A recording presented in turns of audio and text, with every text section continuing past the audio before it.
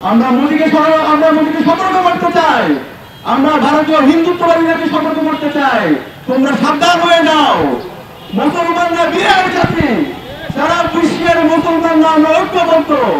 আমাদের পূর্ববঙ্গ সম্পত্তি নিয়ে তোমরা যদি অন্যায়ভাবে দখলদারিত্ব করতে চাও, তোমাদের পরিণতি বাংলাদেশে তোমাদের দূষণ খুনি হাসিনার যে পরিণত হয়েছিল তার চাইতে তোমাদের খারাপ পরিণতি হবে।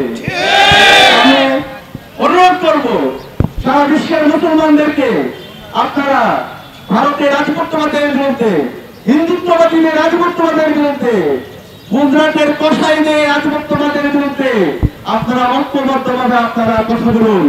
আমরা যদি ঐক্যবদ্ধভাবে কথা বলতে পারি তাহলে আমরা এই উগ্র হিন্দুত্ববাদীদেরকে আমরা এই ভারত থেকে ভারতকে আমরা মুক্ত করতে পারবো এবং আমাদের কাশ্মীরে আমাদের ভাই বোনরা আজাদী পাবে, আমাদের ফিলিস্তিনের ভাই বোনরা আমাদের আজাদী পাবে ইনশাআল্লাহ।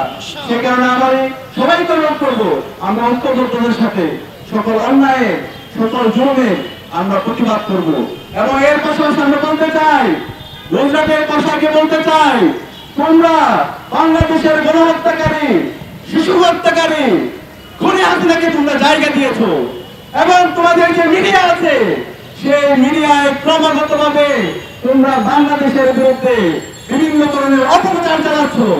বাংলাদেশে যে সাম্প্রদায়িক সম্প্রীতি আছে সেই সাম্প্রদায়িক সম্প্রীতিকে নষ্ট করার জন্য তোমরা ক্রমাগতভাবে বিভিন্ন ধরনের প্রপাগান্ডা চালাচ্ছ।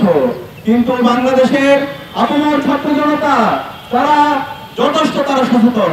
আমাদের এই দেশে যে দীর্ঘদিনের সাম্প্রদায়িক সহাবস্থান আছে, সাম্প্রদায়িক যে সৌন্দর্য আছে সেটা আমরা বিশ্বের বুকে নজর স্থাপন করবো ইনশাআল্লাহ। আমি বাংলাদেশের সকল ধর্মাবলম্বী হিন্দু, বৌদ্ধ, চাকমা, মারমা, ত্রিপুরা, রাখাইন, মুসলমান সহ আমরা যারা আছি আমরা ঐক্যবদ্ধভাবে এই ভারতের আধিপত্যবাদের বিরুদ্ধে, গুজরাটের কসাইয়ের বিরুদ্ধে, হিন্দুত্ববাদীদের বিরুদ্ধে কথা বলার জন্য আহ্বান জানাচ্ছি এবং যে বিতর্কিত ওয়াকফ চুক্তি করা হয়েছে সেটাকে বাতিল করার জন্য আহ্বান জানিয়ে আমি আমার কথা এখানে শেষ করছি। ইনকিলাব জিন্দাবাদ, বাংলাদেশ ইসলামী ছাত্র শিবির জিন্দাবাদ, ফিলিস্তিন জিন্দাবাদ, কাশ্মীর জিন্দাবাদ, আজাদি জিন্দাবাদ।